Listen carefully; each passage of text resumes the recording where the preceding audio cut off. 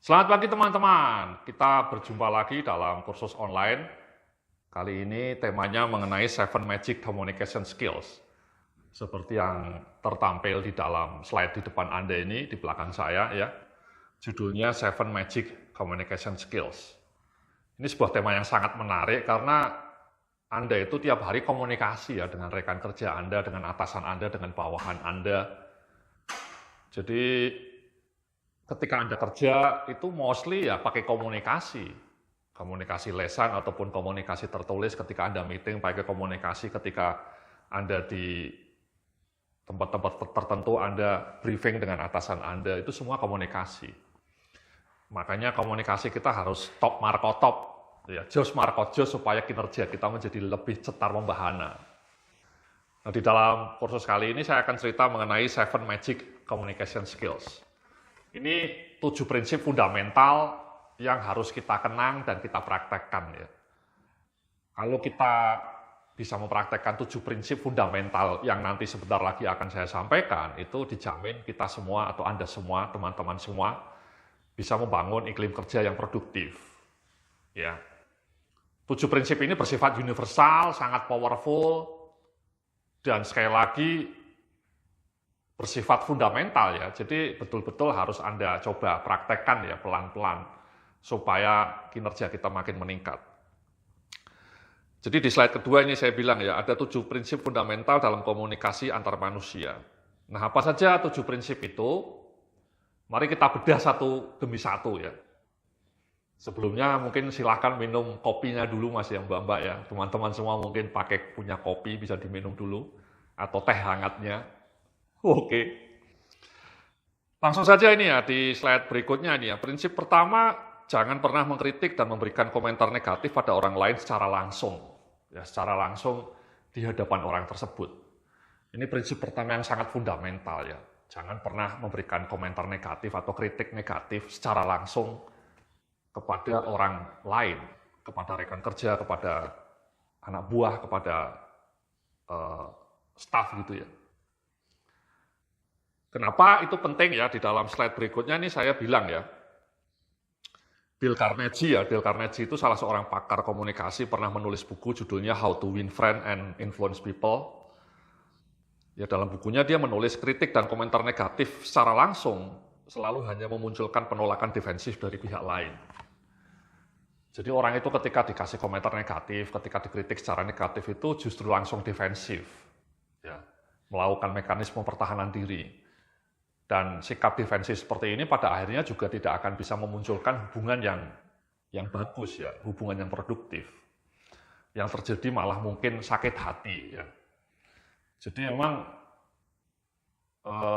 ketika kita mendapatkan kritik negatif atau komentar negatif secara langsung itu dampaknya cukup terasa ya dalam hati kita ya. Hati kita kadang-kadang sakit dan itu bisa mempengaruhi semangat kita.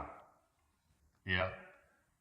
Nah sayangnya memang studi-studi ilmiah menunjukkan bahwa manusia itu, kita semua manusia ini by default, itu cenderung lebih mudah melihat kesalahan orang lain teman-teman. Cenderung lebih mudah melihat kekurangan orang lain dibanding melihat sisi positif dari orang lain tersebut.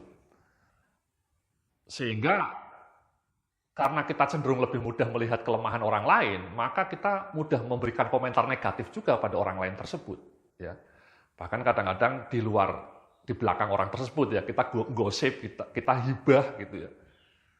Ngurumpi mengenai hal-hal yang buruk dari orang lain. Itu sebuah kebiasaan yang tidak afdol. Apalagi kalau kemudian komentar negatifnya itu, kritik negatifnya itu kita sampaikan langsung kepada orang tersebut. Orang tersebut mungkin bisa sakit hati dan dampaknya terhadap hubungan kerja mungkin bisa menjadi buruk ya, bisa menciptakan benih-benih konflik.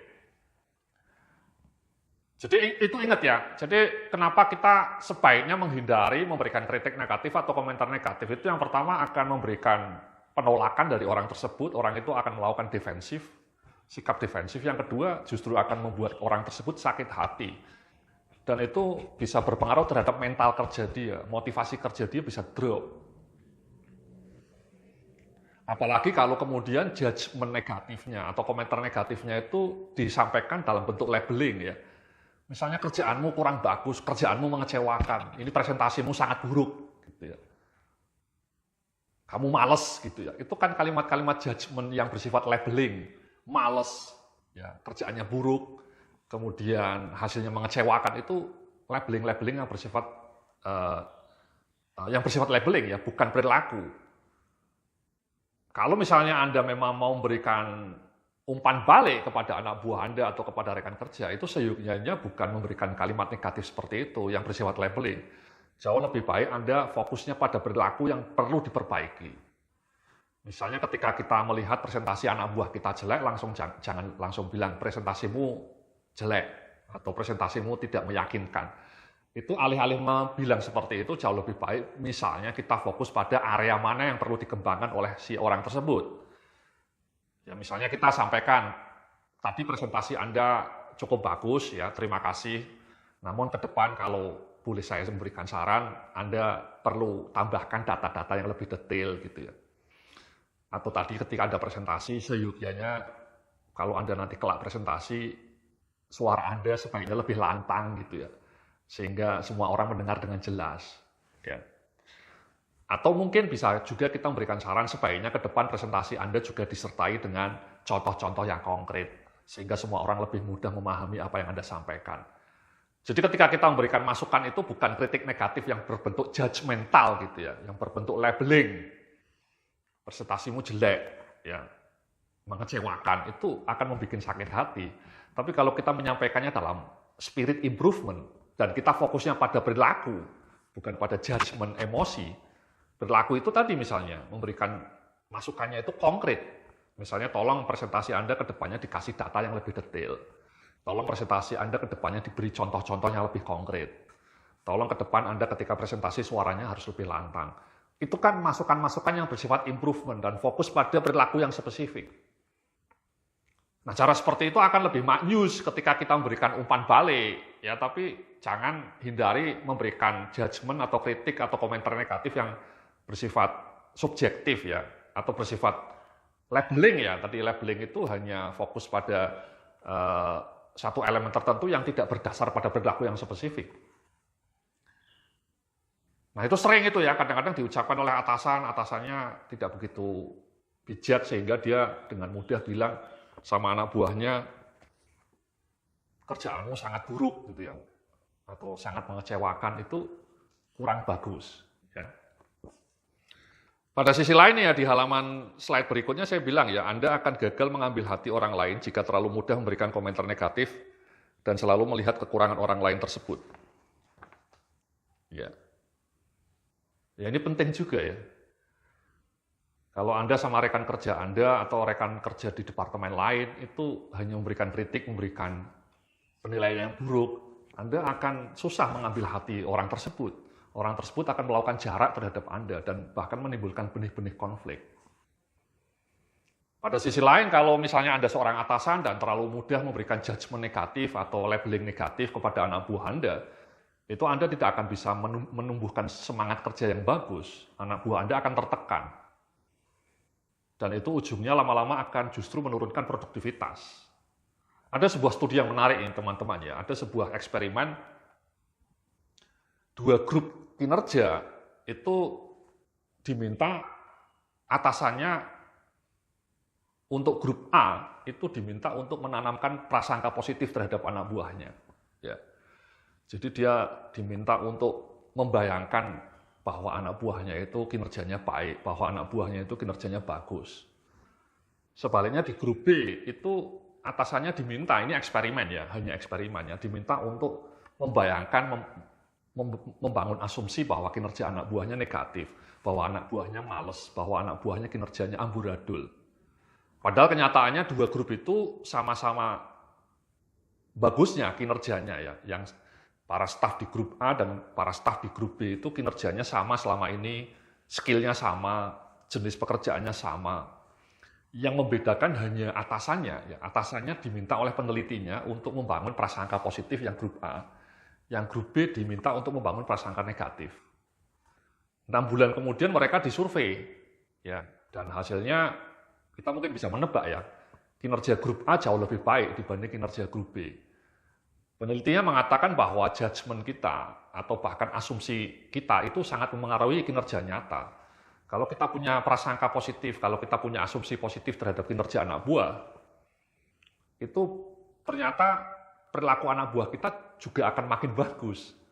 Sebaliknya kalau kita membangun judgement yang negatif, ketika kita membangun prasangka yang negatif, ketika kita membangun asumsi negatif, kinerja anak buah kita betul-betul terganggu, ya, terdampak secara negatif pula, dan kemudian kinerja mereka makin menurun. Ya. Jadi itulah kenapa Anda kalau sebagai seorang manajer, sebagai seorang atasan, sebagai seorang team leader, atau sebagai seorang supervisor, itu hindari untuk memberikan komentar negatif terhadap kinerja anak buah Anda. Kalau sekali lagi, kalau Anda mau memberikan umpan balik, lebih baik fokus pada perilaku yang spesifik. Dan spiritnya improvement, bukan menghina, bukan menjelek-jelekkan kinerja anak buah, gitu ya. Nah, di slide berikutnya nih saya bilang nih ya, jadi usahakan jangan pernah mengkritik dan membuat komentar negatif pada orang lain. Lebih bagus arahkan pikiran pada sisi positif orang tersebut. Ya. Jadi, tadi eksperimen penelitian tadi kan menarik ya, bahwa ketika Anda membangun prasangka positif terhadap anak buah Anda membangun sebuah harapan positif terhadap anak buah Anda menjadi makin bersemangat kinerjanya. Sebaliknya ketika Anda memberikan prasangka negatif atau apalagi kemudian Anda tambahi dengan kalimat-kalimat secara langsung yang berbau negatif, itu anak buah Anda moral kerjanya akan makin menurun dan kinerjanya makin nyungsep. Oke. Jadi itu teman-teman ya, prinsip fundamental pertama ya. Sekali lagi, jangan pernah mengkritik atau memberikan komentar negatif pada orang lain secara langsung. Kalaupun Anda merasa mau memberikan umpan balik, itu jauh lebih baik disampaikan dalam spirit improvement dan fokus pada perilaku yang spesifik. Ya. Jangan langsung bilang kerjaan Anda jelek, ya, kerjaan Anda mengecewakan, ya, Anda malas, Anda kalau kerja tidak becus. Itu kalimat-kalimat yang sangat subjektif ya, fokus pada labeling, tidak konkret, dan sangat destruktif terhadap mental kerja rekan kerja Anda atau anak buah Anda yang diberi label seperti itu. Nah, di dalam prinsip kedua, saya bilang ya di slide berikutnya, makanya berikan apresiasi dan pujian yang tulus. Ya. Jadi, kalau Anda mau membangun komunikasi yang bagus dengan rekan kerja, dengan anak buah Anda, itu jauh lebih baik fokus pada sikap untuk memberikan apresiasi, memberikan penghargaan yang tulus, yang ikhlas. Ya. Jadi alih-alih memberikan kritik, alih-alih melihat kejelekan orang lain, alih-alih melihat keburukan orang lain, alih-alih selalu melihat kekurangan orang lain tersebut, kenapa kita tidak mencoba fokus pada dimensi positif dari orang tersebut? Ya. Jadi saya bilang nih di slide berikutnya ya. Alih-alih terlalu mudah memberikan komentar negatif, maka sering-seringlah memberikan apresiasi dan pujian tulus pada orang lain tersebut atas hasil kerja, perilaku, penampilan, atau sisi positif dari orang tersebut. Ya, ini penting ini teman-teman ya. Ini prinsip fundamental yang sangat penting ya. Kalau Anda rajin memberikan apresiasi, Anda rajin memberikan terima kasih, ucapan terima kasih sambil memberikan apresiasi, saya yakin Anda akan lebih disukai oleh rekan kerja Anda akan lebih disukai oleh atasan Anda atau anak buah Anda gitu ya. Jadi di dalam slide berikutnya saya bilang ini juga ya, Anda hanya akan bisa memenangkan hati orang lain jika Anda rajin memberikan apresiasi positif yang tulus pada orang tersebut. Ya. Langsung kita lihat di slide berikutnya, di slide 10 ini ya, makanya tumbuhkan kebiasaan untuk memberikan pujian dan apresiasi yang tulus pada sisi positif orang lain tersebut. Fokuskan pada segi positif dari orang lain tersebut dan berikan apresiasi padanya. Bukan malah selalu melihat kekurangan orang lain. Ini tolong kalimat-kalimat di layar Anda ini diingat ini, di stabilo. Kemudian dipraktekkan teman-teman. Jadi coba lihat sekarang teman-teman kerja di sekeliling Anda atau atasan Anda atau anak buah Anda. Anda coba renungkan apa kelebihan mereka. Sekarang juga mungkin ya, setelah nonton video ini. Apa saja kebaikan mereka, apa saja dimensi positif mereka, itu tumbuhkan. Dan kemudian jangan ragu untuk memberikan apresiasi, memberikan ucapan terima kasih. Itu akan jauh lebih powerful untuk membangun hubungan kerja yang produktif dibanding selalu hanya melihat kekurangan, kejelekan. Oke? Nah, cuman sayangnya ini ya, saya bilang di slide berikutnya ya, kesalahan sejumlah orang adalah terlalu mudah melihat kekurangan orang lain dan rada enggan melihat sisi positif orang lain tersebut. Ya. Ya ini tadi saya bilang, karena penelitian-penelitian dalam ilmu neurologi menunjukkan memang manusia ini ternyata lebih peka, Mas, Mbak-mbak ya, lebih sensitif melihat kekurangan orang lain. Jadi secara instingtif, secara default, kita itu lebih mudah melihat kekurangan orang lain. Kekurangan kantor kita, kekurangan atasan kita, kekurangan semuanya lah ya. Sebaliknya kita cenderung tidak begitu mudah melihat kebaikan dari orang lain, dari situasi di sekitar kita. Nah itu ubah itu, perspektif itu ya, paradigma itu diubah. Jadi mulai besok kita harus lebih banyak fokus pada apa yang positif dari rekan-rekan kerja kita, apa yang positif dari anak buah kita, apa yang positif dari atasan kita. Nah ini ya di halaman 12 ini saya bilang ya, kekeliruan lain sejumlah orang adalah pelit dalam memberikan pujian dan apresiasi tulus pada orang lain. Padahal pujian dan apresiasi positif adalah sedekah yang amat berharga bagi hati orang lain yang kita puji. Apresiasi positif yang kita berikan akan amat membekas di lubuk hatinya. Ya ini penting ini teman-teman ya, terutama kalau Anda sebagai seorang tim leader ya, Anda sebagai seorang atasan atau sebagai seorang supervisor, atau sebagai seorang koordinator atau sebagai seorang manajer, itu tolong jangan terlalu pelit memberikan apresiasi. Ya, kadang-kadang atasan itu merasa gengsi memberikan apresiasi pada anak buahnya, itu sikap yang salah. Justru sebaliknya Anda harus lebih rajin memberikan apresiasi kepada anak buah Anda yang memang benar-benar kerjanya sesuai harapan.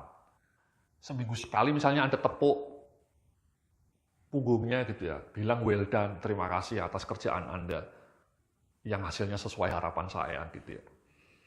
Karena itu sekali lagi akan sangat membekas secara positif kepada mental kerja anak buah Anda, dan anak buah Anda motivasinya makin meningkat.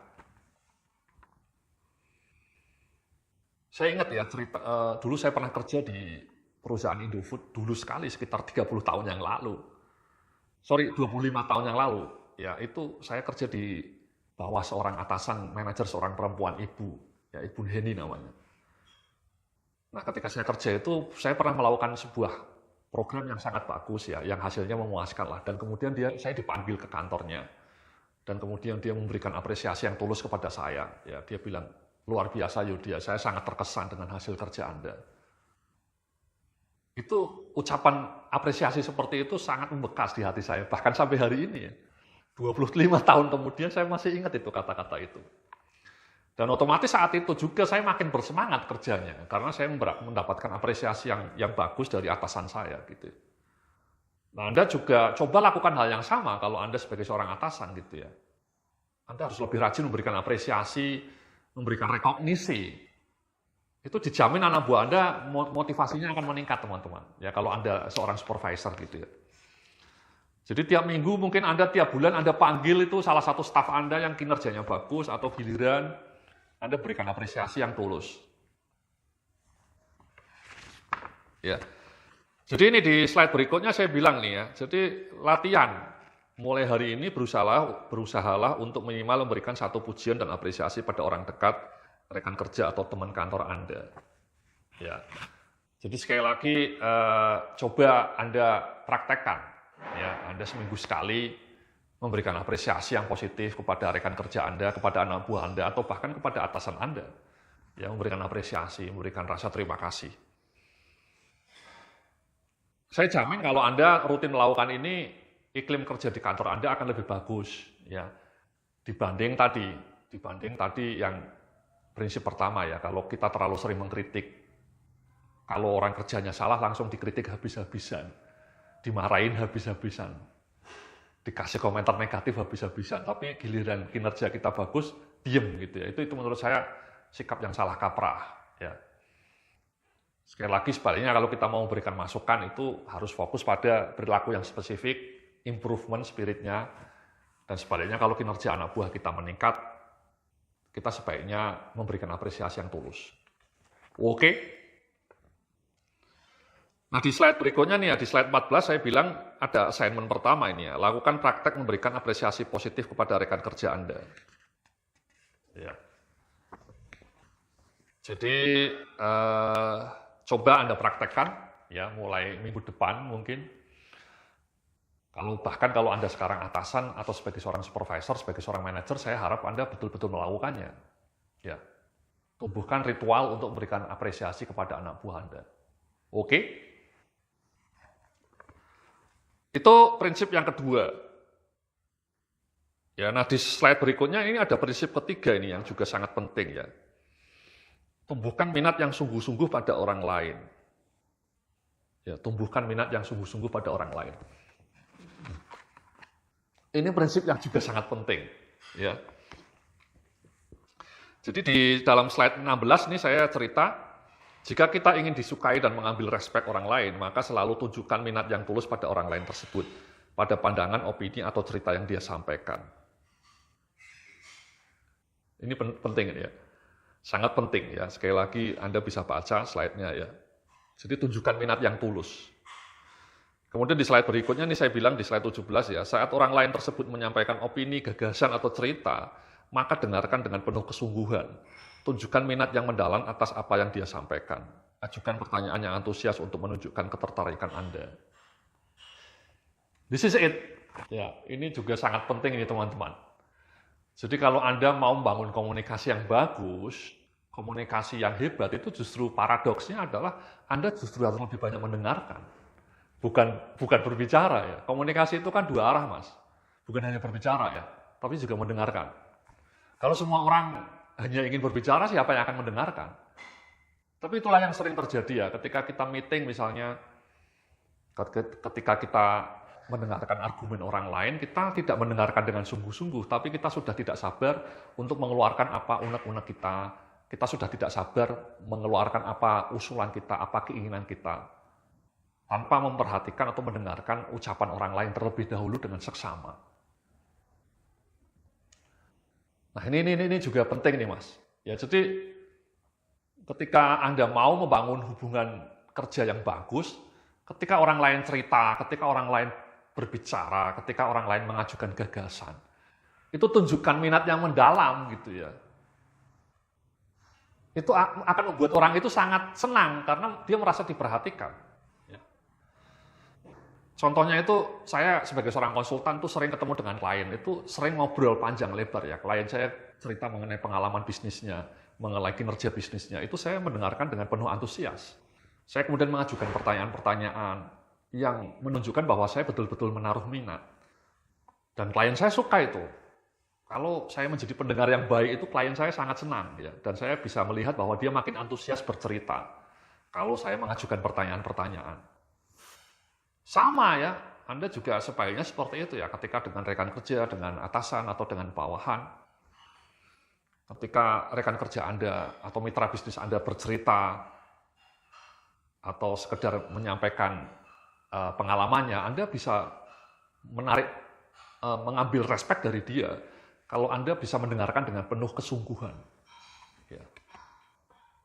Ini prinsip yang sangat penting juga teman-temannya, prinsip fundamental dalam komunikasi ya. Jadi tunjukkan minat yang mendalam terhadap apa yang disampaikan orang lain. Ya, entah yang disampaikan itu sekedar pengalaman pribadi, atau mungkin gagasan dia, atau mungkin argumentasi dia, atau mungkin usulan-usulan dia. Tunjukkan minat dan kemudian ajukan pertanyaan-pertanyaan eksploratif, sehingga orang itu makin bersemangat menceritakan gagasan atau ceritanya. Nah di halaman berikutnya nih saya bilang nih ya, jadi kesalahan sejumlah orang adalah tidak memiliki kemampuan mendengarkan yang baik. Saat ada rekannya menyampaikan pandangan, dia malah sibuk main HP atau mendengarkan sambil lalu saja. Ini contoh perilaku yang buruk dalam hubungan antar manusia. Ya ini yang sekarang terjadi kan seperti ini teman-teman ya. Ketika meeting, ketika orang lain ngomong, Anda hanya main HP gitu ya. Atau ketika berbicara bertiga, orang lainnya cerita, Anda mendengarkan HP. Itu sangat-sangat annoying, ya, tidak respectful. Jadi ketika meeting itu sebaiknya HP-nya di silent atau bahkan disimpan di tas, di laci dan tidak dimasukkan sehingga semua orang punya fokus perhatian yang sama.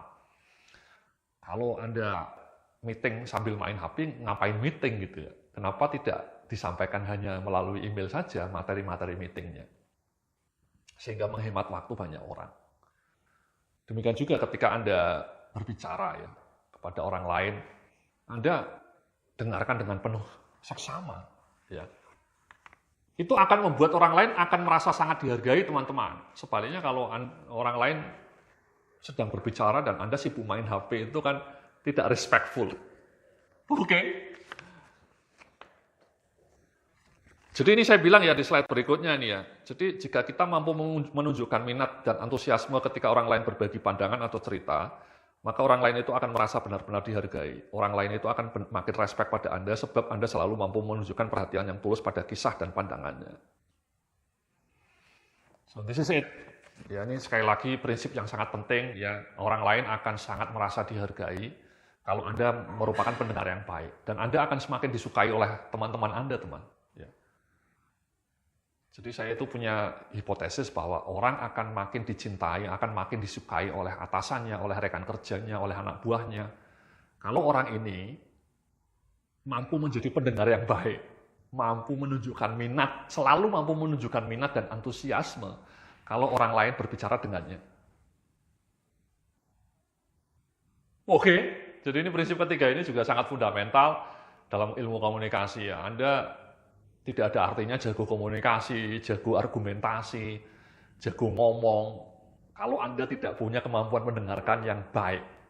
Jadi ada salah kaprah dianggap ilmu komunikasi itu adalah jagoan ngomong gitu ya. Jagoan mengajukan gagasan, ngomongnya lancar. No. Ya, prinsip komunikasi yang fundamental itu yang ketiga ini. Anda hanya akan menjadi seorang komunikator yang hebat kalau Anda selalu bisa menunjukkan minat yang mendalam, minat yang tulus terhadap apa yang disampaikan orang lain, dan Anda mendengarkan dengan penuh antusiasme. Oke, itulah video kita pertama, nanti kita sambung lagi dalam video berikutnya. Salam sukses, penuh kemenangan.